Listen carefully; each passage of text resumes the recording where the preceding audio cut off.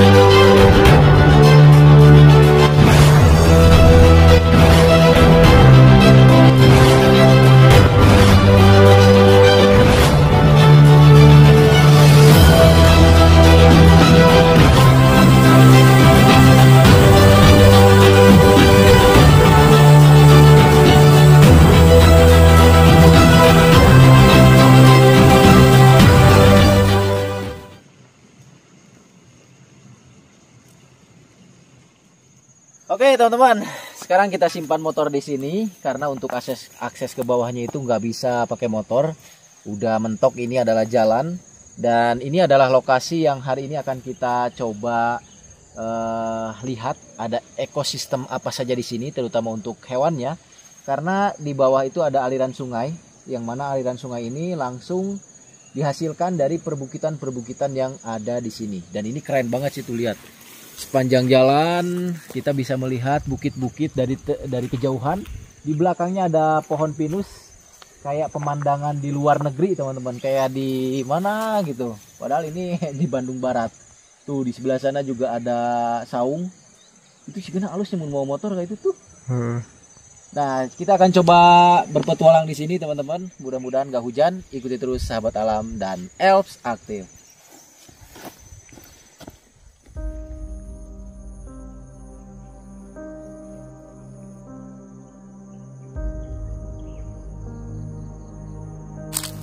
Oke, lihat teman-teman, di sini ada pisang. Ini pisang yang kalau dipakai buat keripik pisang nih, mantep banget nih. Gede. Dan tuh di bawah banyak aktivitas pemuda yang sepertinya lagi ngurak teman-teman. Karena di sini tuh terbilang masih agak pelosok juga. Jadi pemuda-pemudanya atau anak-anak mudanya tuh masih melakukan aktivitas sore seperti ngurak, terus nyari ikan. Banyak juga yang mancing sebetulnya nih di area sungai ini.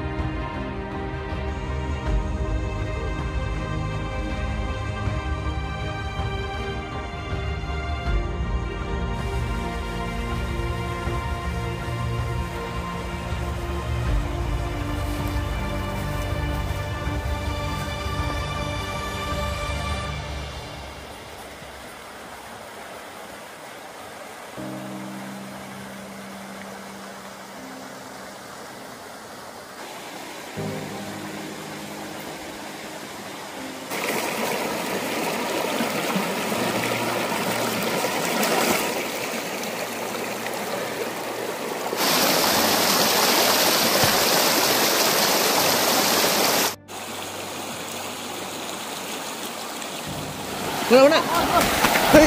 Ajar itu bener Rut. Tuh kahanap, gas kahanap terus. Teta. Wah, naguan. Sok. Ya. Oke, lihat teman-teman, tadi jak rekod sama kamera. Ini pas posisi ularnya nyemplung dari pohon bambu. Kita tungguin cukup lama, dia ikut arus ke sini nih. Untung tadi kelihatan dari kejauhan, lihat. Jadi ular ini kenapa bisa berada di pinggir-pinggir sungai adalah untuk memudahkan mereka ketika merasa terancam jatuh ke air dan masuk ke dalam air untuk mengecoh mangsanya, teman-teman. Karena sejatinya untuk ular ini merupakan ular yang bersifat nokturnal atau aktif pada malam hari. Lihat, kalau kita lihat dari coraknya, itu adalah ular cincin perak atau Boiga dendrophylla. Lihat. Oh, ternyata seperti itu pertahanannya itu. Jadi ketika kita tadi mau ambil, ada gerakan sedikit pun dia langsung cum jatuh ke bawah, teman-teman. Ini PR saya adalah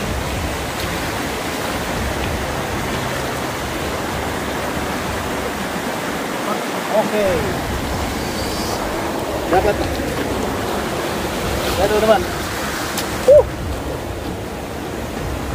Wow. Hey.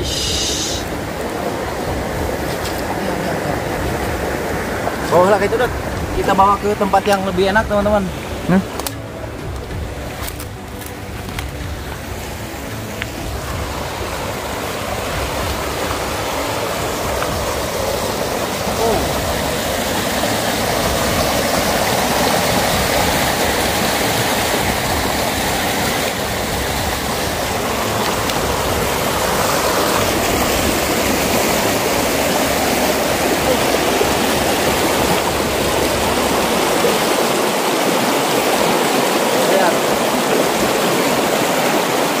Sangat besar sekali untuk ukuran Boiga dendrophylla. Wow. Dan ini adalah salah satu ular yang cukup lumayan langka untuk saat ini, teman-teman. Dia harus cair ya, oke. Mana nya? Beneran nggak jelas kena rinci. Bawah lah. Hah? Lagi bawah lah. Bawah lah. Badak anjir. Hah? Badak. Oke, teman-teman, karena di sini kurang enak kalau saya ngejelasin bising suara air, jadi kita mau coba bawa dulu ke tempat yang adem, nanti biar saya jelaskan untuk si ular satu ini. Kebetulan saya juga pengen ngetes lagi sih gigitan ular cincin perak ini karena udah lama juga. Terakhir itu kita ngetes gigitan ular cincin emas. Ini langka untuk ukuran segede gini, makanya kita bawa dulu ke tempat yang lebih enak. Yuk.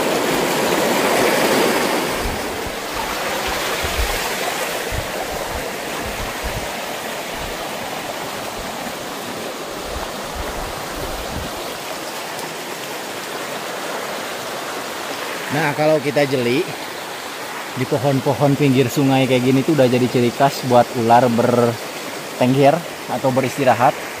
Kayak ular koros, ular pucuk, pokoknya jenis-jenis ular pohon biasanya stay di pinggir-pinggir sungai kayak gini nih, pohon-pohon bambu atau pohon-pohon lain juga.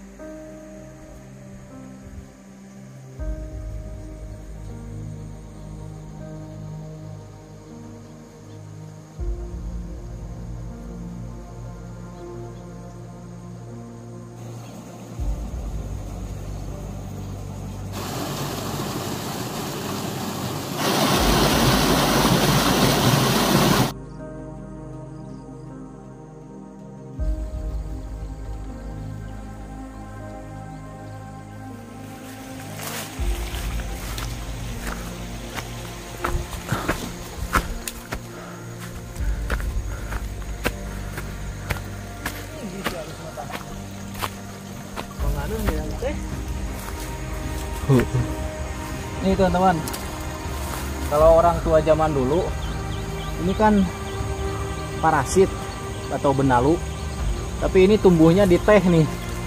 Nah, biasanya kata orang tua zaman dulu, parasit atau manganeh ini kalau yang tumbuhnya di tanaman teh itu obat. Nih, ini beneran tumbuh di pohon teh yang gede, karena dulunya ini sebetulnya merupakan perkebunan teh, cuman karena udah nggak difungsikan lagi jadi seperti ini. Tuh di sebelah itu juga ada tuh. Ini tanaman langka nih buat para pencari tanaman herbal. Di sini banyak. Dan kita udah ada di puncak, teman-teman. Barusan kita jadi tempat yang jauh dari noise suara air karena di bawah suara sungai kan. Loba pisan tinggal. Ini mengana hungkul ya. Di sini juga ada tanaman hiris. Hiris biasanya ini banyak juga dimakan sama serangga-serangga atau ulat. Tapi hirisnya belum berbuah. Kacangnya belum tumbuh.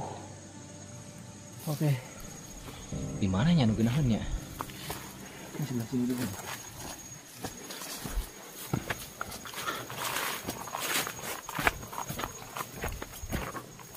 Saung. Ini kacang kecil. Heeh. Ini ada saung tuh.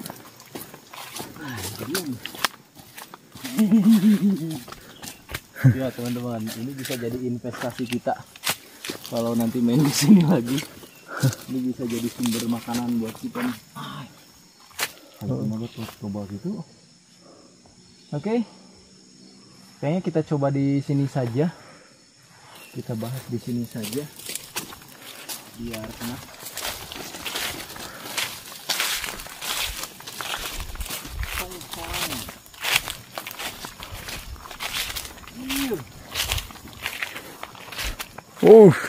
Gimana bisa sih loh? Warna gimana? Mas.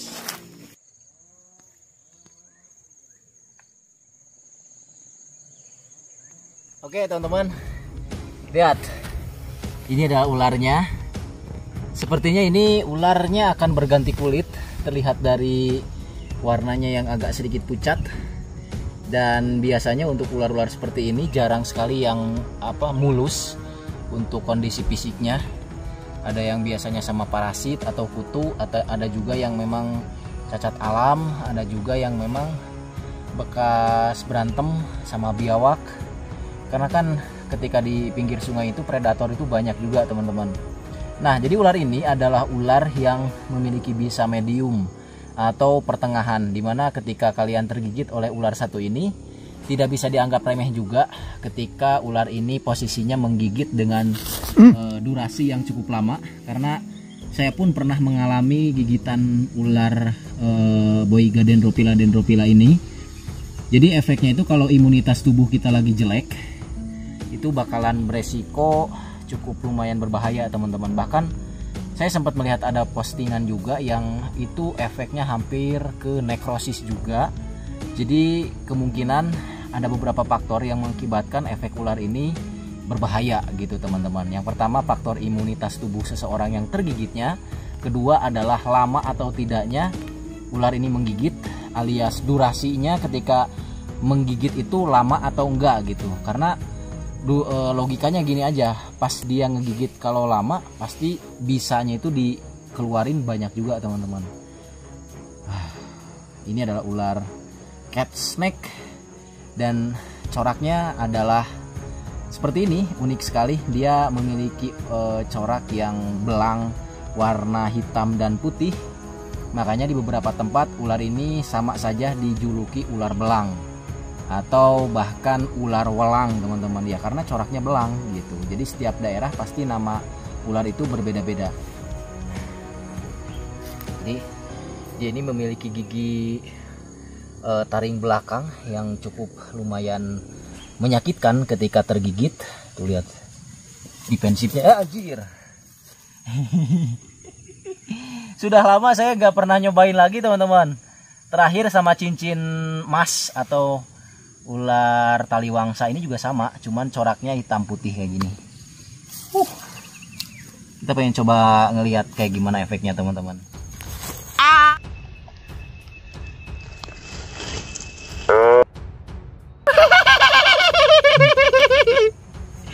Tuh lihat, itu bukti bahwa taringnya masih, bukan taring ya, giginya itu masih banyak.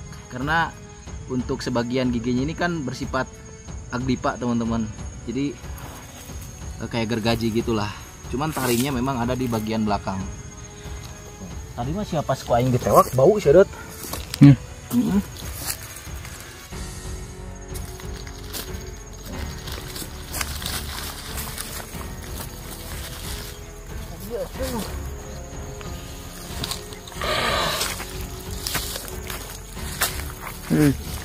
Hai.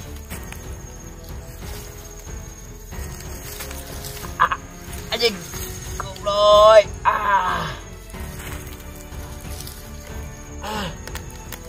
Anjir. Ding.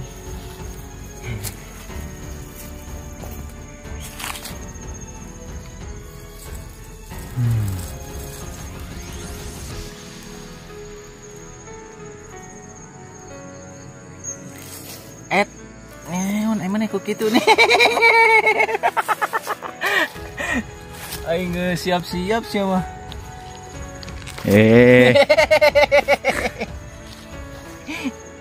Kadi boy.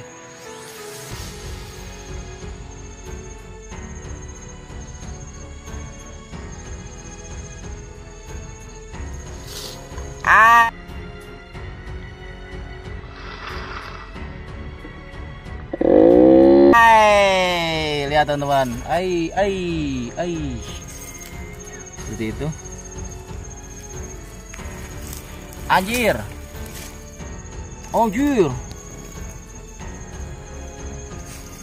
si bagoy. Tuh lihat di sini ada efeknya. Dari gigi-gigi tajamnya teman-teman, tapi nggak ngunyah. Tetapi walaupun tidak mengunyah, biasanya kalau misalnya imun saya lagi jelek, itu juga bakalan berefek teman-teman. Lihat.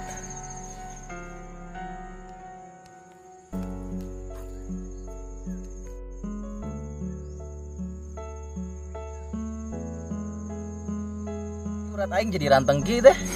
Tuh. Ini adalah efeknya. Kalau misalnya cuman gigit kayak gini doang, ini tuh efeknya cuman gatel, terus agak sedikit sakit juga. Tapi kalau ngunyah lama itu beda lagi cerita teman-teman. Dan ini adalah ular yang berbisa medium, walaupun hanya berbisa menengah, tetapi tidak bisa dianggap remeh. Oke, mungkin untuk petualangan kali ini kita sudahi. Jangan lupa di like dan di subscribe channel Sahabat Alam. Nantikan video kami selanjutnya. Kita bawa buat perbandingan sama ular Lycodon subcinthus dan ular weling yang semuanya bercorak belang hitam putih. Yuk.